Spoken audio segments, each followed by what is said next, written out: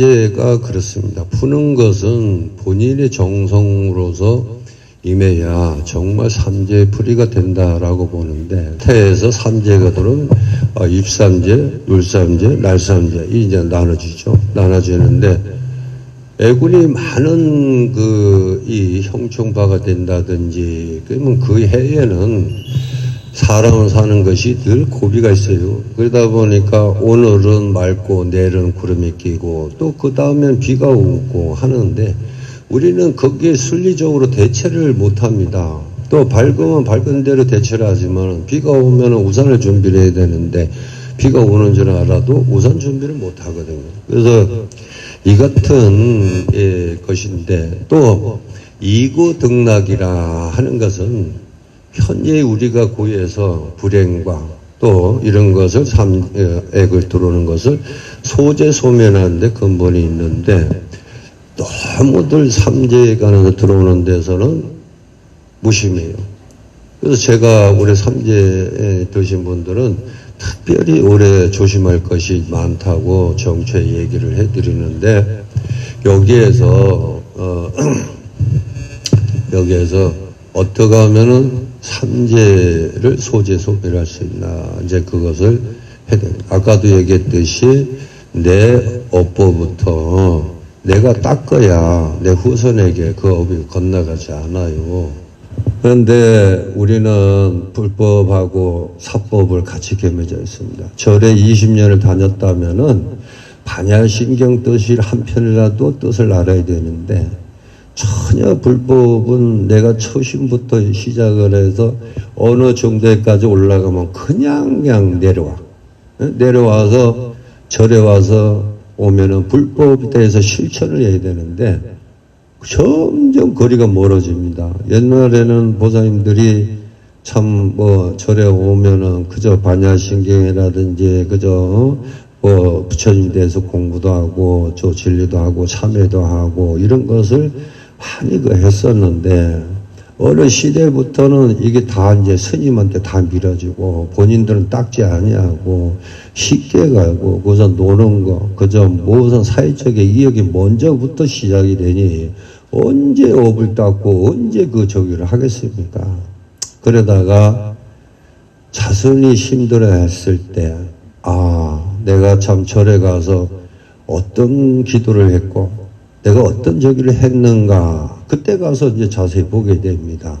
그리고 보살님들이 정말 자손 다 잘 되게 하려면은 우선 나부터 내려놓고 또 거만과 또 이런 것을 좀 내려놔야 되는데, 그게 못하고 있어요. 실천이 안 돼. 우선 이래가지고 그냥 형식적으로 하는데, 부처님을 보면서도 불법을 따르지 아니하고 우선 사법으로 가려고 하니까 이게 어느 길이 맞습니까?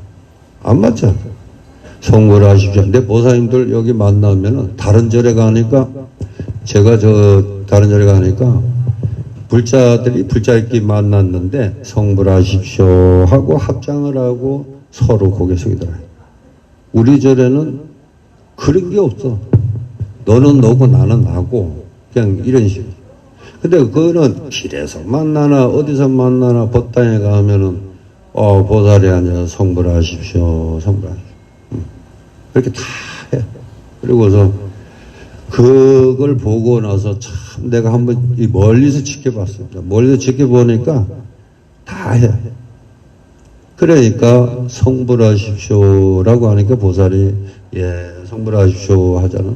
그래서 그 사람은 그 절에 들어가면서 일주문을 통하고 그 다음에 사천왕을 통하고 그 다음에 대웅전을 통할 때까지 불심을 놓지 않고 기도를 하고 또 다시 나올 때는 또 보살님이 또 있어 성불하시오 이렇게 성불하고. 이게 진짜 불법을 만나야 되는데 자꾸 사법을 만나니까 탐욕, 음욕, 세욕이 가득 찹니다. 그래서 정말 보살님들이 부처님을 보고 불법을 느끼지 못한다면은 글쎄 내가 무엇을 얻을까 하는 겁니다. 이것이 좀 중요하거든요.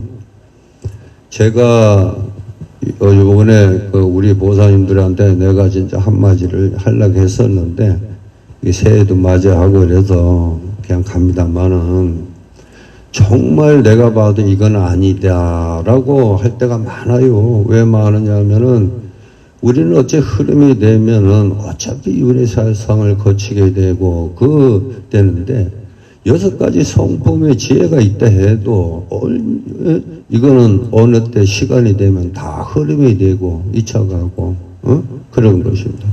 나중에 이 몸을 버릴 때가 있는 것이 그게 1000년 100년 있는 것은 아닙니다. 그런데 이것을 내가 깨달아야만이 앞으로 내가 정말 성불의 또 부처님의 그런 지혜를 얻는데 이걸 못 얻어. 그래서 부처님의 가까이 와서 향을 꼽으면서 부처님에게 어떤 마음으로 어떤 공양을 올릴까, 이게 중요한 겁니다. 근데 건성이야. 다 건성이고 이러다 보니까 우선 먼저 내가 얻는 것부터 물질적으로 또 이런 것에만 여기에다 보니까 부처님이 보시면은 어떻게 했어요? 거기다 불법으로 잘 부처님 법을 잘 이렇게 찾아 들어가서 깨달음 자체가 있어야 되는데 탐욕, 음욕, 세욕이 가득 차 있는데 마치 안개 끼는 식으로 되어 있어요. 그러니까 다른 사람 성불 빨리 볼 때 이분은 항상 늦어. 응? 다른 사람은 다 뭐 다 잘 되는데 왜 나는 스님이 이래요? 그러면 스님만 기도 안 해준 걸 의심을 하지 본인의 기도를 의심을 안 해봅니다.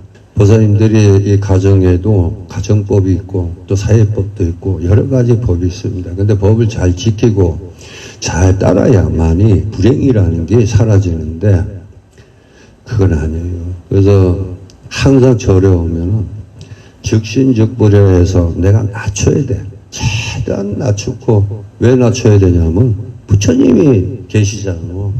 응? 부처님이 계시고 여기 있는 스님은 승복을 입었지만은 중생은 중생입니다. 그런데 부처님이 하나 심부름그룹밖에 안 되는 거예요. 응? 얼마만큼 보사님들의 정성으로서 또 임해야 되지만은 스님이 음성 공양, 여러 가지 공양, 육구 공양을 해서 보사님들을 올리죠. 그래서 우주의 천진리의 우주자연은 설립의 부처님 법이다. 신은 비록에 누구도 여기서 벗어날 수는 없다. 자신의 비롯한 존재, 생명, 형상 구성하는 존재형이 자와 본능의 의식과 또 분리, 화학, 생리, 심리 등은 변화 연기법이다. 그래서 생애의 과정은 반드시 다양한 그런 것도 있지만 이것이 이제 갈등과 다툼, 범죄, 전쟁, 불안, 부조리, 또 환경오공, 재앙 등의 고난이 수밖에 없다라는 것. 우리 보사님들이 마음 하나 잘 쓰면은 어떻습니까? 가정이 화목하지만은 마음 하나 잘못 쓰면 다 그게 집안의 불행이고 나중에 의심으로 남는다. 의심에서 의심으로 나오면은 가정이 화목할 수 있겠습니까? 또 불행해서 본다면은 나는 아무 걸림이 없는데 자손들은 그 걸림에서 헤어나지는 못해. 예? 또 근데 아무 일 없는 것 같은데 자손을 이래서 난 또 불행해져. 예? 나는 아무리 내가 맑은 깨끗한 물이라 해도 어느새 보면은 누가 흙을 집어넣으니까 또 갖다 그냥 훅 쳤으면은 또 꾸중물이 되는 거예요. 1년 내내 보사님들이지만 내가 살아가면서도 잠시도 마음을 놓지 말고 마음을 잘 붙들어야 돼. 그걸 붙들어야 되는데 틈만 나면은 번뇌를 일으켜요. 그게 뭐냐면 탐욕이란 말이에요. 한 번쯤은 부처님의 기도 들어가면서 내가 반야신경이라도 반야신경이 무슨 뜻이고 어느 얻은 것이다 라는 것을 알면은 보사님들이 그잖아. 근데 지나가는 어떤 교인이 와서 보사님 반야신경이 도대체 무슨 뜻이오 하고 물으면은 글쎄요 난 절에 다닌다고 다녔는데 잘 모르겠다. 오늘 입춘이 돼서 보살님들이 새로운 마음으로 새해에 출발을 해야 되는데, 내가 지금 부처님이 씨앗을 골고루 다 나눠줬어요. 나눠줬는데 이걸 이제 어디다가 심느냐가 중요한 거야. 심는 거는 어렵지 않아. 그런데 싹이 나오면 형상이 생기는데 성장 과정에서 이게 잎이 나고 가지가 뻗어. 가지가 잘 뻗어지면은 괜찮은데 가지가 지멋대로 막 하니까 이 나무 형상을 다 버려. 잘라야 될런지 안 잘라야 될런지 구분도 가고, 이게 또 자라다가 보면은 어떤 거는 크기가 크게 있고 어떤 거는 또 안 커서 탈이고 어떤 것은 옆으로 가서 탈이고, 그래서 어떤 꽃을 피우느냐가 달려 있습니다. 근데 어떤 분은 씨앗을 뿌려놓고 그 주변에 잡초를 다 걷어내고 그저 거기에 거름 주고 물 주고 다 가꾸니까 그 나무도 보답을 하는 거예요. 비록 작은 씨앗이지만은 그는 자기 주인에게 반드시 은혜를 갚습니다. 갚는 것이 쉽게 생각하실 일은 아니지만은 보살님도 한번 보세요. 나무든 그 어떤 거든 생명이 있는 존재라면은 정성 들이면은 반드시 거기서 보답을 합니다. 예? 그래서 내가 가꾼 거는 생각지 않게 꽃을 피워서 나를 보답을 하듯이, 그는 꽃을 피는 식물이라면은 그는 꽃을 피워야지 내가 가꾸는 그 보람이 있는 거예요. 근데 꽃이 안 피면 어떻습니까? 응? 그렇죠?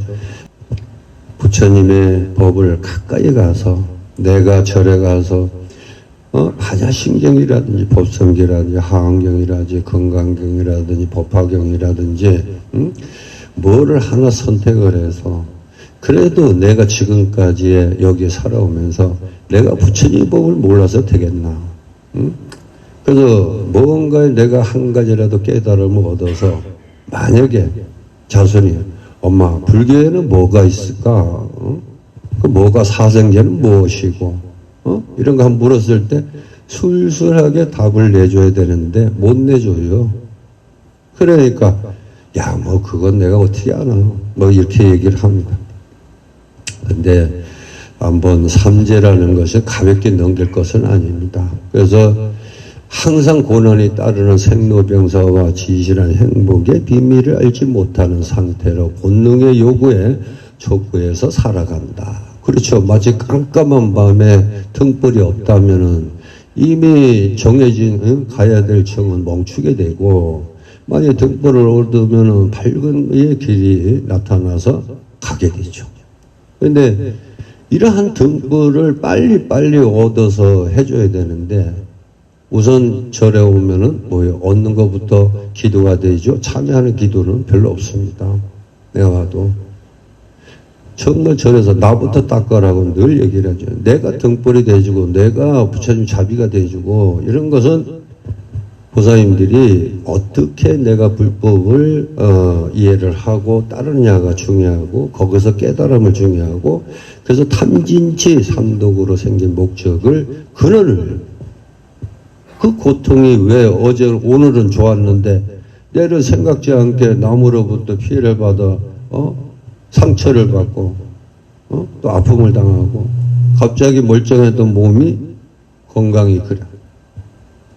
그래서 이러한 것이 생겨날 때 1년 한 달을 한번 통계를 한번 보세요.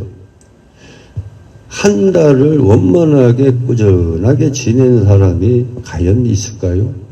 이런 일 저런 일 겹쳐서 신경 쓰게 되고, 또 신경 아니면 또 남한테 구설이나 뜯을 수 있고, 그래서 참 묘한 겁니다. 그래서 미신이라는 것은 존재하지 않고, 우선 누가 하냐, 내가 아니면은 내 가족인데 그러한 어떤 일이 됐을 때 과연 화목을 주장했던 내가 화목을 못 얻는다면은 그 말이 안 되잖아. 절에 오면 절법을 지키지 않아서 그래. 예? 부처님 법을 부지런히 공부를 하고 또 시간 있으면 사경이라도 좀 하고 사경을 하면서 부처님이 어떤 법을 설하셨는가, 정말 누구에 의해서 설했는가. 부처님께서는 여기 뒤에 계시지만은 이분이 우리 중생들의 어떤 이익을 가지고자 법을 설하는 것은 아니잖아요.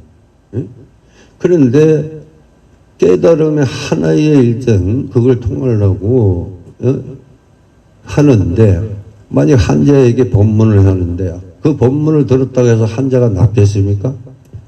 낫는 것이고 안 있고, 육신은 어차피 생로병사에 임하는 거지만은 그 사람의 마음을 어떻게 먹느냐가 가장 이제 깨달음의 근본이죠. 예를 들어서 지금 바람의 태극기가 흔들리잖아. 저 태극기가 바람에 흔들리느냐, 안 그러면 바람의 태극기가 흔들리냐, 태극기가 바람에 흔들리냐, 이것을 만약에 놓고 만약에 답을 한다면은 우리 보살님들은 어떻게 했어? 태극기가 바람에 흔들려요 하면은 손들어 사람. 태극기 바람에 흔들려요? 태극기가. 그러면 바람에 태극기가 흔들리는 거예요? 안 그러면 태극기가 바람에 흔들리는 거예요? 아니요? 아니, 틀리지. 태극기가 바람에 흔들리는 거하고 바람에 태극기가 흔들리는 거하고 말이 다른데, 말이 다르잖아.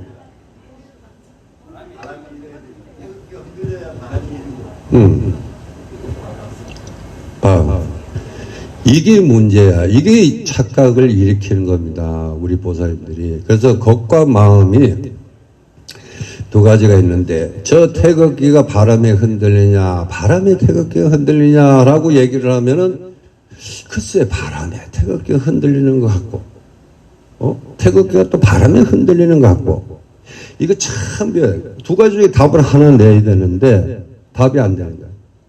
그래서 스님들이 저 태극기에 이제 망기를 바람에 흔들리니까, 저 망기는 바람에 흔들리는 것이다 하니까 한 스님이 있다가, 저거는 그 망기가 바람에 흔들리는 것이지, 이러면서 둘이 막 싸우는 거예요. 그러니까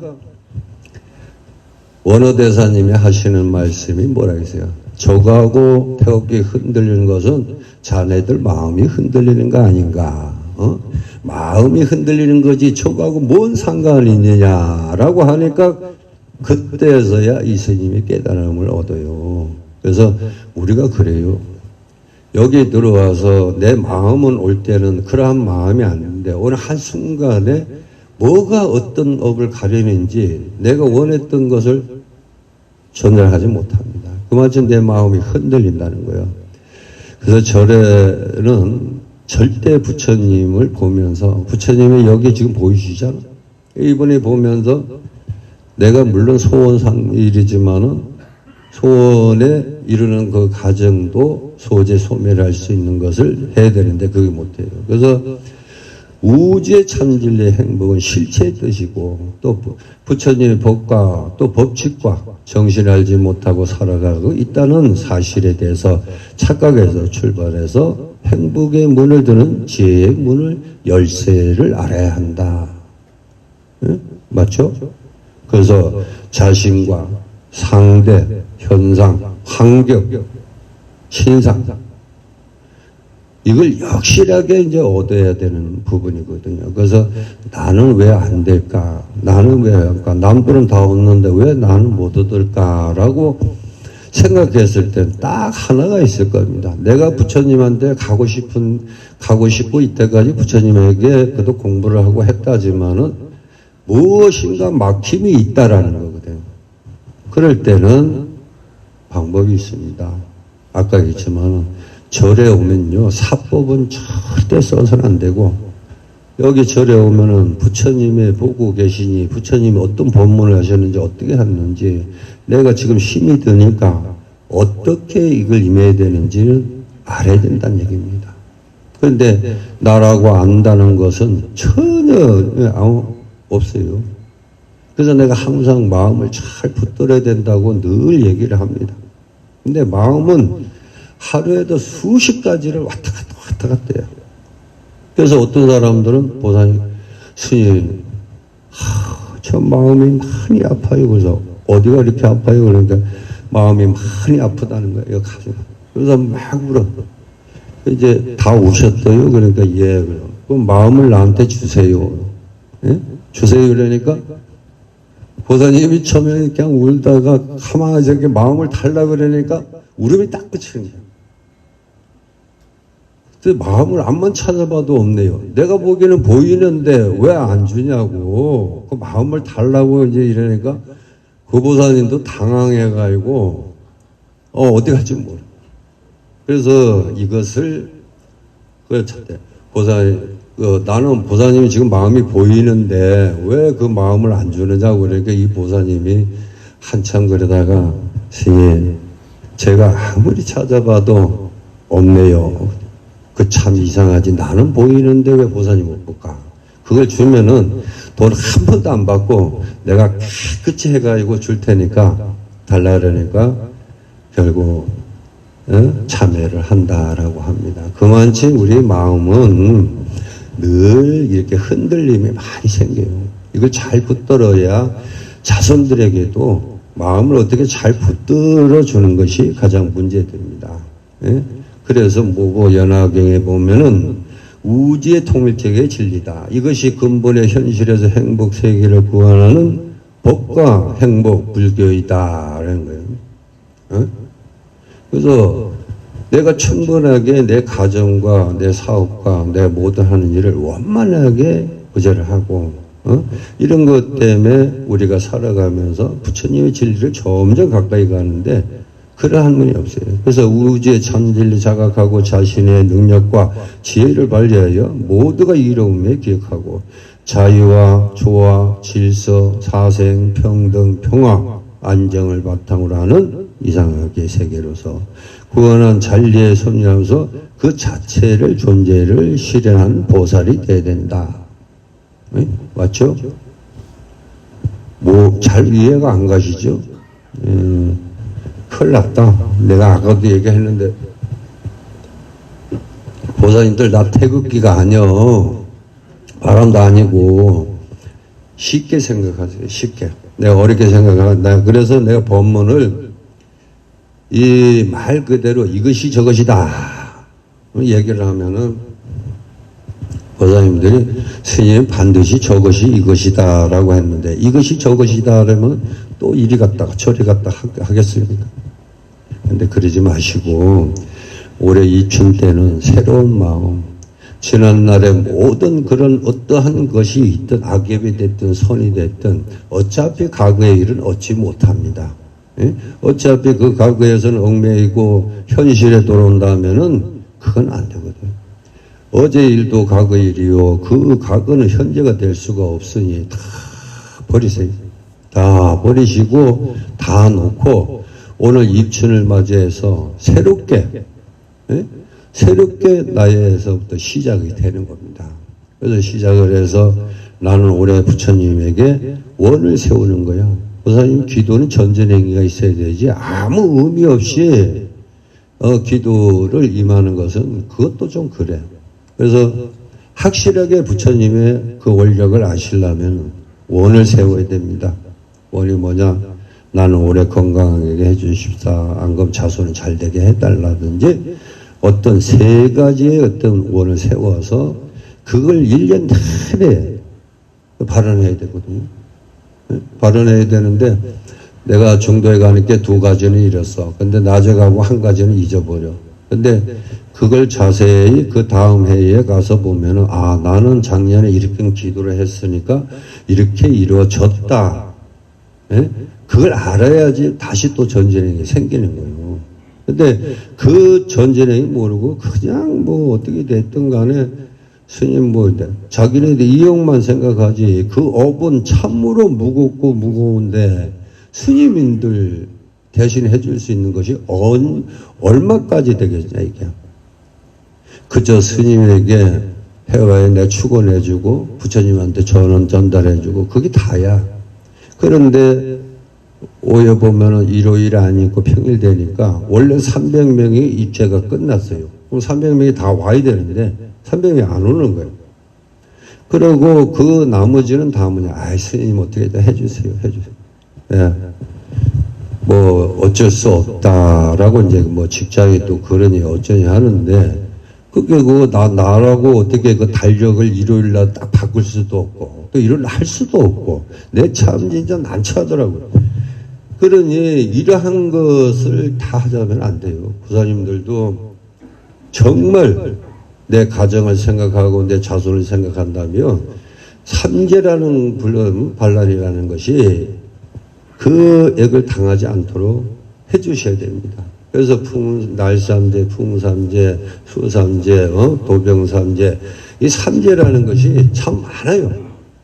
근데 만약에 도병삼재가 연월일에 지어지면 그 사람은 병구로서 3년간은 병원 생활을 한다는 거예요.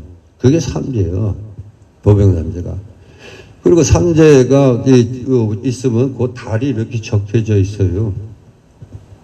조금만 넘어져도 다치게 되고 그게 참 불안하거든. 그래서 이 열심히 보살님들이 자손의 그런 업을 닦고 그 다음에 성불을 주고 하는 것은 그에 대해서 부처님에게 마치 그 등불을 빨리 구해야 되는데 그걸 구하지 않으려고 하고 그것마저도 스님한테 미루는데 그러니까 스님은 너무 무거워. 하도 그러니까. 그래서 내가 올해부터는 본인이 안 오면 절대 내가 안 해준다고 얘기를 했는데 그러니까 무조건 나한테 밀어놓는 거예요. 그래 놓고서 내가 보살님 내가 해주면은 다 10%밖에 안 되니까 나중에 원망하지 마세요. 그러니까 뭐가 일이 있든 간에 원망하지 마라 라고 얘기를 하면은 그렇다고요. 근데 정말 중요한 거는 제가 삼재를 늘 겪어봤습니다. 겪어보니까 늘 힘들어. 지금은 사회가 너무 어지럽고 지금은 나라가 너무 경기도 어렵지만은 또 생각지 않게 지금도 물질적이나 또 이런 것이 너무 어렵습니다. 또 그 사회가 또 무섭게 변화가고요. 그래서 네가 옳으니 내가 옳으니 막 그러는데 그거는 누가 보수고 누가 적이고 한 가족이 좌파 우파 나눠집니다. 우리 신도분도 마찬가지야. 절에 와서 보면 좌파는 저쪽에 가서 공양하고 우파는 이쪽에 가서 공양하고 또 놀아도 또 그렇게 놀아요. 그래서 너는 민주당이고 나는 국민당이고 이렇게 얘기하고 다행히도 이 스님은 아무 당도 아니거든. 그러니까 나한테 얘기해도 됩니다.